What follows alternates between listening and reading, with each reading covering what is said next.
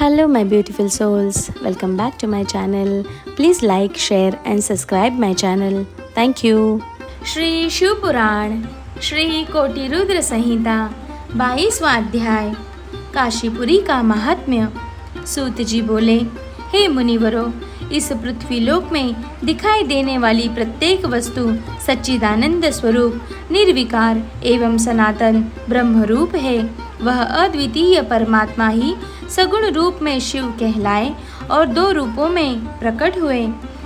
वे शिव ही पुरुष रूप में शिव एवं स्त्री रूप में शक्ति नाम से प्रसिद्ध हुए। शिव शक्ति ने मिलकर दो चेतन अर्थात प्रकृति एवं पुरुष विष्णु की रचना की है।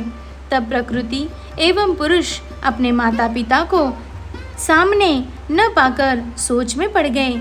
उसी समय आकाशवाणी हुई। आकाशवाणी बोली, तुम दोनों को जगत की उत्पत्ति हेतु तपस्या करनी चाहिए, तभी सृष्टि का विस्तार होगा। वे दोनों बोले, हे स्वामी, हम कहाँ जाकर तपस्या करें? यहाँ पर तो ऐसा कोई स्थान नहीं है जहाँ तपस्या की जा सके। तब भगवान शिव ने 5 ओस लंबे चौड़े शुभ व सुंदर नगर की तुरंत रचना कर दी। वे दोनों त्रिलोकीनाथ भगवान शिव के चरण का स्मरण करके वहाँ तपस्या करने लगे। उन्हें इस प्रकार तपस्या करते करते बहुत समय बीत गया। उनकी कठिन तपस्या के कारण उनके शरीर से पसीने की बूंदें निकली। उन श्वेत जल की बूंदों को गिरता हुआ देखकर भगवान श्री हरि विष्णु ने अपना सर हिलाया। तभी उनके कान से एक मणि गिरी और वह स्थान मणिकर्णिका नाम से प्रसिद्ध हो गया। जब उनके शरीर से निकली जल राशि से वह नगरी बहने लगी, तब कल्याणकारी भगवान शिव ने अपने त्रिशूल की नोक पर उसे रोक लिया। तपस्या में किए गए परिश्रम से थककर विष्णु तथा उनकी पत्नी प्रकृति वही उसी नगर में सो गए। तब शिव जी की प्रेरणा स्वरूप विष्णु जी की नाभि से कमल उत्पन्न हुआ।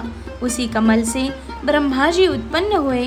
भगवान शिव की आज्ञा पाकर ब्रह्मा जी ने सृष्टि की रचना आरंभ कर दी। ब्रह्मा जी ने 50 करोड़ योजन लंबा और 50 करोड़ योजन चौड़ा ब्रह्मांड रच दिया।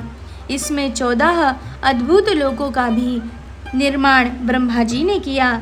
इस प्रकार जब सर्वेश्वर शिव की आज्ञा से ब्रह्मा जी द्वारा ब्रह्मांड का निर्माण हो गया, तब भक्तवत्सल भगवान शिव के मन में विचार आया कि इस संसार के सभी प्राणी तो कर्म पाश में बंधे रहेंगे। सांसारिक मोह माया में पड़कर भला वे मुझे किस प्रकार पा सकेंगे।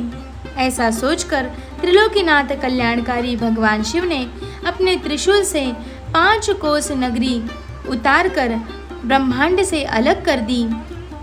तत्पश्चात उसमें अपने अविमुक्ति ज्योतिर्लिंग की स्थापना कर दी। यही पंचकोशी कल्याणदायिनी ज्ञानदात्री एवं मोक्षदात्री काशी नगरी कहलाई।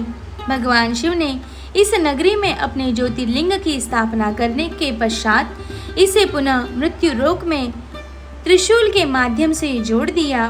कहते हैं ब्रह्मा जी का एक दिन पूरा होने पर प्रलय आती है, परंतु इस काशी नगरी का नाश असंभव है, क्योंकि प्रलय के समय शिव जी इस काशी नगरी को अपने त्रिशूल पर धारण कर लेते हैं तथा सब शांत हो जाने पर काशी को पृथ्वी लोक से जोड़ देते हैं। इसीलिए मुक्ति की कामना करने वालों को काशी जाना चाहिए। यहाँ के दर्शनों से हर प्रकार के पापों से मुक्ति मिल जाती है।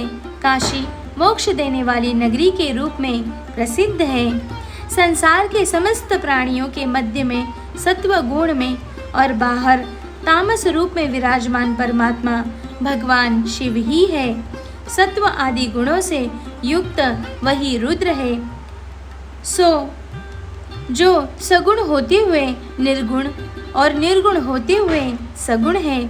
उन कल्याणकारी भगवान शिव को प्रणाम करके रुद्र बोले, हे विश्वनाथ महेश्वर, लोकहित की कामना से आपको यहाँ विराजमान रहना चाहिए। मैं आपके अंश से उत्पन्न हूँ। आप मुझ पर कृपा करें और देवी पार्वती सहित यहीं पर निवास करें। ब्राह्मणों, जब विश्वनाथ ने भगवान शिव से इस प्रकार प्रार्थना की, तब भगवान शिव संसार के कल्याण के लिए काशी में देवी पार्वती सहित निवास करने लगे। उसी दिन से काशी सर्वश्रेष्ठ नगरी हो गई।